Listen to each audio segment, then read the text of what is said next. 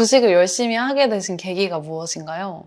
제가 옛날부터 돈 버는 데에 되게 관심이 많아가지고 주식 투자에도 관심이 많고 부동산에도 관심이 많았습니다. 그런데 제가 돈을 빨리 벌어야 되겠다고 생각했던 계기가 옛날에는 대부분 그냥 공부해서 대학교 가고 뭐 공부 잘해서 좋은 대학교 가면 대기업 가고 이렇게 정해진 대로 살았던 것 같습니다.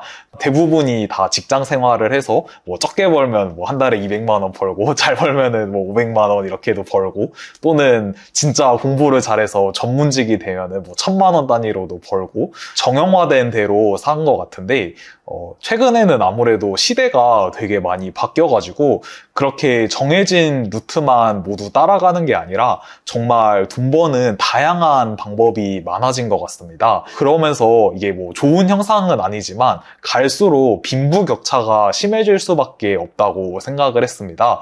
그런데 만약에 빈부격차가 심해진다면 계속 출산율도 낮아지고 해서 전반적인 부동산 시장의 전망은 사실 그렇게까지 좋을 것 같다고 제가 생각은 안 했는데 계속 빈부격차가 커지다 보면 그 고가의 부동산은 앞으로 계속 상승할 수 있다고 생각을 했습니다. 그래서 제가 빨리 돈을 많이 벌어서 저도 그 고가의 부동산을 살 수 있는 레벨로 들어가게 되면 고가의 부동산은 단순히 뭐 금액으로만 많이 오르는 게 아니라 평범한 부동산에 비해서 뭐 퍼센트로도 훨씬 높게 오를 수밖에 없다고 생각을 했습니다. 요즘에 보면은 예를 들어 뭐 나인원 한남 듀플렉스 100평 이런 게 뭐 220억에 팔렸다 그러고 아크로 서울 포레스트 77평이 145억 이렇게 뭐 거래가 되고 반포는 30평대가 뭐 55억에도 거래가 됐더라고요. 그래서 고가의 부동산은 정말 천장이 없이 계속 올라갈 거라고 생각을 해서 저도 그런 고가에 들어가는 부동산을 매수를 할 수 있어야지 앞으로 자산 증식에 많이 도움이 될 거라고 생각을 해서 빨리 돈을 벌어서 고가의 부동산을 사고 싶다는 생각으로 주식을 더 열심히 했던 것 같습니다. 그러면 임기님은 아까 말씀하신 거 들어보니까 한국 부동산 전망을 그렇게 좋게 생각하진 않는데 하이엔드 부동산의 전망은 좀 좋게 보고 계신 건가요? 네, 그래서 저는 초고가 시장 같은 경우는 갈수록 상승할 거라고 생각을 하고 있어서 저도 뭐 지금도 나름 좋은 부동산을 사긴 했지만 앞으로는 더 좋은 데로 가야지 그만큼 높은 상승률을 얻고 자산도 증식할 수 있을 것이라고 생각해서 주식 매매도 열심히 하고 있습니다. 좀 과거에 비해서 돈을 벌 수 있는 방법이 다양해졌기 때문에 사람들이 다방면으로 수익을 창출해서 그 돈으로 빠르게 부의 사다리에 올라탈 수 있다라는 말씀이실까요? 네, 그렇습니다. 이게 예전에 60년대, 70년대 정도 태어나신 분들은 단지 직장 열심히 다니고 열심히 저축해서 서울에 집을 살 수 있고 그래서 뭐 요즘 세대들은 그런 세대가 되게 꿀을 빤 세대다 이렇게 말도 하고 있는데 오히려 최근 세대 같은 경우는 정말 자기가 관심 있는 거 열심히 해서 길을 잘 찾고 방향만 잘 찾으면 정말 빠른 시간 내에 큰 부를 이룰 수도 있는 세대인 것 같습니다. 요즘에 진짜 좀 젊은 부자분들, 온라인 시장을 활용해서 큰 부를 쌓으신 분들을 보면은 대부분 공통적으로 기회가 지금 사방에 널려 있다 이런 식으로 얘기를 하는 것 같아요. 근데 솔직히 저 같은 좀 뭘 잘하는지도 모르겠고 어떻게 돈을 벌어야겠는지 모르겠는 저 같은 직장인은 사실 그게 좀 크게 와닿지가 않는 것 같은데 구체적으로 저희 같은 사람들은 뭐에 집중을 하면은 보다 빠르게 부를 쌓을 수 있는 걸까요? 저는 그냥 제가 좋아하는 거를 계속 열심히 했던 것 같습니다. 제가 돈 버는 데에 관심이 많고 주식 투자, 부동산 투자 이런 데 관심이 많아서 저는 정말 열심히 주식 공부도 하고 부동산도 찾아보고 이렇게 돈을 벌기 위한 방법을 항상 생각을 하고 있는데 사람마다 당연히 관심 있는 게 다르고 잘하는 게 다를 수밖에 없습니다. 그렇기 때문에 딱 뭐를 해야 된다기보다는 제 생각에는 각자 좋아하고 잘하는 것을 열심히 하다 보면 요즘에는 어떤 분야든 그 한 분야에서 최고가 되면 정말로 큰 명성도 쌓고 부도 쌓을 수 있는 시대인 것 같습니다.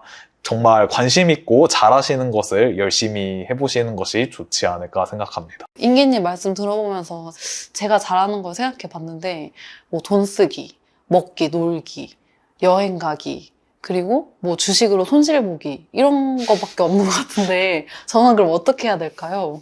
뭐 먹기 놀기면은 먹방 유튜버를 하시던지. 다시 본론으로 돌아와서, 그러면 인기님께서는 어렸을 때부터 좋아하는 일을 하면서 자연스럽게 주식이랑 부동산 이런 공부를 좀 하게 되셨을 것 같아요. 구체적으로 어떤 식으로 부동산이나 주식 투자 활동을 해왔는지 좀 궁금합니다. 저는 주식 같은 경우는 일단 처음에 공부를 하고 시작한 게 아니라 그냥 시작을 했습니다. 실제 내가 매매를 하지 않는 상황에서 그냥 공부를 하려고 하면 막상 뭘 해야 될지도 모르겠고, 뭐 어떤 방향성으로 해야 되고 이게 맞는지도 모르기 때문에 저는 그냥 주식 매매를 해보면서 제가 궁금한 거 찾아가면서 공부를 했습니다. 지금 같은 경우는 저한테 가장 맞는 매매법을 찾아가지고 이 매매만 좀 열심히 하고 있는 편입니다. 그리고 부동산 같은 경우는 사실 뭐 엄청 공부를 했다 이러기보다는 저는 그냥 네이버 부동산에 들어가가지고 이런 단지는 얼마를 할까 이런 거를 찾아보는 게 거의 취미입니다. 서울에 있는 모든 아파트의 가격을 다 알 정도로 많이 찾아봤고, 그리고 저는 어디 놀러 갈 때 항상 임장을 갑니다. 그래서 예를 들어 뭐 성수동에 놀러 간다 하면은 여기 아크로서울 포레스트 트리마제 갤러리아 폴에 있으니까 이 아파트 한번 구경해 볼까 하고 주변 환경도 살펴보고, 이 집은 이 정도 하는데 내가 이전에 봤던 다른 동네에 비해서 여기는 뭐가 좋고 이 동네는 뭐가 부족하고 해서 이 정도 가격이면은 적절한 것 같은데, 이런 생각을 항상 하고 있습니다. 저 아까 말씀하신 내용 들으면서 좀 궁금한 게 네. 생겼는데, 서울 부동산 다 꿰고 있다 하셨잖아요. 네. 몇 가지 퀴즈 내도 될까요? 네. 그러면 자, 지금부터 서울 부동산 퀴즈 한번 내보겠습니다. 헬리오시티 국평 기준 얼마일까요? 한 23억 하지 않나요? 오! 딱 맞췄어. 네, 헬리오시티는 9,500세대나 되는 단지이기 때문에 아, 너무 쉬웠나요? 네, 그러면? 너무 쉬운 자, 문제입니다. 그럼 진짜 아무도 모르는 부동산 여쭤봐도 돼요? 지금 랜덤으로 여쭤볼게요. 아니, 그건 못 맞출 것 롯데캐슬 같아요. 에듀폴에. 롯데캐슬 에듀표의 그 흑석동에 있는 거죠. 네네. 그게 국평이요. 네네, 84. 한 18억? 잠시만요. 오, 18억. 맞췄어. 인터넷 검색하는 것보다 빠르네요. 그러면은 주식 투자, 전업 투자하는 입장에서, 또 부동산에 또 관심 있는 입장에서 만약에 금투세가 시행이 된다면은 주식이랑 부동산 시장에 어떤 영향이 있을 것으로 생각하고 계신지 궁금해요. 주식시장 같은 경우는 당연히 안 좋은 영향을 미칠 수밖에 없습니다. 아무래도 한국 시장이 별로 환경이 좋지 않기 때문에 많은 사람들이 안 그래도 미국 시장으로 떠나고 있는 상황이, 그나마 한국 시장에 거래세는 있지만 양도세는 없는 이런 장점이 있었는데, 그런 장점마저 없어진다면 정말 한국 시장을 떠나는 사람이 많을 것이라고 생각이 되고, 이게 단지 뭐 1년에 5천만 원, 1억을 넘게 버는 사람만의 문제가 아니라 그런 사람들이 떠나면 이게 시장이 죽을 수밖에 없기 때문에 정말 안 좋은 영향을 미칠 수밖에 없을 것 같습니다. 그런데 또 금투세가 시행된다고 해서 예를 들어 주가가 뭐 30% 이상 폭락하고 이러지는 않을 것이라고 생각이 됩니다. 주가가 정말 내려가 버리면은 기관이나 외국인 같은 경우는 금투세에도 적용도 받지 않기 때문에 많이 떨어지면 매수를 할 거기 때문에 엄청난 폭락까지는 오진 않겠지만, 이게 지수의 상단하고 하단이 이전보다는 좀 많이 당연히 낮아질 수밖에 없을 것 같고, 아무래도 시장의 거래 대금도 또 많이 줄기 때문에 이게 지수 상단하고 하단이 떨어지고 거래 대금이 전체적으로 줄어드는 일이 발생할 것 같습니다. 그리고 보통 투자로 자산 증식을 하는 방법이 많이 있겠지만, 대부분 하는 방법이 국내 주식에 투자하는 사람, 그리고 또 해외 주식에 투자하는 사람, 그리고 국내 부동산, 특히 아파트에 투자하는 사람, 이 세 가지가 가장 많다고 생각이 됩니다. 그래서 이 세 가지 자산 중에 보통 많이 배분을 해서 투자를 할 텐데, 만약에 국내 주식에 대해서 금투세를 시행해서 양도세가 생기게 되면 아무래도 해외로 가는 사람도 많아질 것이고, 그리고 특히 또 금투세에 더 타격을 받는 1년에 5천에서 1억 이상 수익을 내는 사람들은 자산도 충분히 많은 사람이기 때문에 또 아파트로 더 몰려갈 수밖에 없을 것 같습니다. 그래서 만약에 금투세를 시행한다면 국내 주식은 당연히 좀 거래대금도 줄고 이전보다 약세를 보일 수밖에 없는 상황이 올 것이고, 해외 주식 투자가 늘어나면서 환율도 좀 높아질 가능성이 있고, 그리고 국내 아파트가 더 상승할 수밖에 없는 상황이 될 것 같습니다. 당장 저만 해도 이렇게 최근과 같이 좀 하락장이 오면 한번 좀 중장기 투자로 크게 들어가려고 남겨놓는 현금들이 있는데, 이런 거를 살려고 기다리고 있는 게 아니라 그냥 해외 주식으로 가버린다든지, 또는 차라리 집을 팔고 그 돈을 보태가지고 더 좋은 상급지로 이사를 간다든지 그렇게 될 것 같습니다. 이게 금투세가 전업투자자뿐만이 문제가 아니라 그냥 일반적으로 투자하는 사람들에게도 영향이 참 지대하게 미칠 것 같네요. 네, 그렇죠. 이게 단순히 세금을 내고 안 내고의 문제가 아니라 시장이 죽어버리면 수익을 낼 수가 없기 때문에 그렇습니다. 예를 들어 코로나19 때 주식시장 되게 많이 올랐잖아요. 2020년, 2021년에는 정말 그냥 아무 주식이나 사도 다 오르고 누구나 수익을 내는 그런 시장이었습니다. 그런데 만약 금투세가 시행이 된다면 그때랑 완전 정반대로 누구나 다 손실을 보는 시장이 올 수도 있을 것 같습니다. 그러면 임기님이 주식을 하는 원동력이 무엇이에요? 주식을 했던 초기에는 그냥 재밌어서 했던 게 많았던 것 같습니다. 그리고 물론 재밌기도 하지만 저도 아까 말씀드렸다시피 돈을 버는 데에 되게 관심이 많기 때문에 누구나 매매만 잘 할 수 있으면 좀 빠르게 자산 증식을 할 수 있는 방법이라서 재미있기도 하고 또 돈을 많이 벌 수도 있는 방법이기 때문에 계속 관심을 가지고 주식 투자를 하고 있는 것 같습니다. 그리고 저도 요즘과 같이 계속 하락장만 오고 거래대금도 많이 죽고 하면은 별로 주식에 재미가 없을 때도 있습니다. 또 요즘과 같은 시장은 사실 옛날보다는 조금은 흥미가 떨어졌는데 다시 좀 시장이 살아나면은 지금보다 더 재밌게 매매를 해나가지 싶습니다. 임기님 같은 전업투자자분들을 보면서 전업을 꿈꾸시는 분들이 되게 많으실 것 같아요. 근데 일반적으로 전업투자를 해서 성공하신 분들이 주변에 많은지 전업투자로 살아남는 과정에 대해서 조금 이야기를 듣고 싶어요. 저희 아버지가 전업투자를 하셨어가지고 저희 아버지를 접했었는데 제가 봤을 때 주식 투자 그리고 또 전업투자까지 가는 경우는 열심히 제대로 된 방향으로 끈기 있게 하면 좋은 결과를 낼 수 있는 것 같습니다. 그런데 일단 제가 봤을 때 좋은 결과를 내는 것도 중요하지만 그걸 지키는 게 정말 중요한 것 같습니다. 예전에 저희 아버지가 전업을 하시면서 10억을 버셨다가 깡통을 차신 적도 있고 20억을 버셨다가 깡통을 차신 적도 있고 50억을 버셨다가 깡통을 차신 적도 있고 그렇습니다. 전업이나 주식 투자를 오래 하다 보면 누구든지 이게 시장 상황이 좋아서든지 또는 본인 실력이 많이 늘어서든지 잘 되는 상황이 또 대부분 찾아는 올 거라고 생각을 합니다. 그런데 그런 수익을 내는 좋은 상황 속에서 그 벌어놓은 수익금을 잘 지킬 수 있느냐가 가장 핵심인 것 같습니다. 저도 부모님이 예전부터 전업 투자해오는 것을 봤기 때문에 제가 단기 매매를 해서 시드가 늘어난다고 해서 그 돈으로 다 주식을 하는 게 아니라 저는 일정한 시드로 매매를 하고 나머지는 전부 다 안전자산으로 옮기고 있습니다.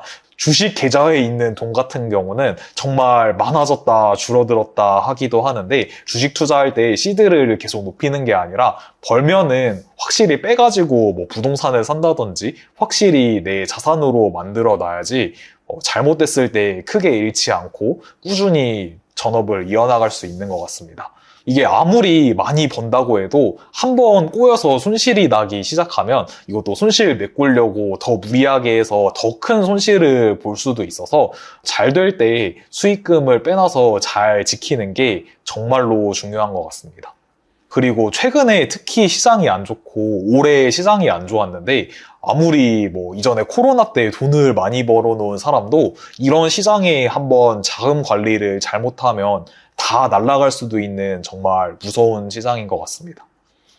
지금 인기님 나이가 20대 후반이잖아요. 네. 그러면 아마 친구분들은 다들 졸업하시고 이제 회사에 들어가서 일을 한 지 얼마 안 된 사회초년생일 것 같은데 주변인들이 반응은 좀 어떤지 궁금합니다. 제가 뭐 유튜브 활동도 하고 책도 출간하고 했기 때문에 제가 좋아하는 일을 하면서 이렇게 뭐 수익도 많이 내는 것에 대해서 많이 부러워하는 것 같습니다. 그래서 여러분들도 만약에 좋아하는 일이 있으시다면 저처럼 이렇게 유튜브 활동을 하면서 다른 사람들에게도 내가 잘하는 것을 잘 설명해 주면 되게 보람도 있고 그리고 또 부가적인 수익까지 창출할 수 있는 정말 좋은 일이기 때문에 이런 활동을 하는 것도 추천드리고 싶습니다. 보통 투자를 하시는 분들 보면은 주식으로 월급 정도의 수익 아니면 월급에 좀 생활비 보탤 정도의 수익을 목표로 하시는 투자자분들도 굉장히 많으신 것 같은데 전업 투자자로서 주식으로 이루고 싶은 목표가 있으신가요?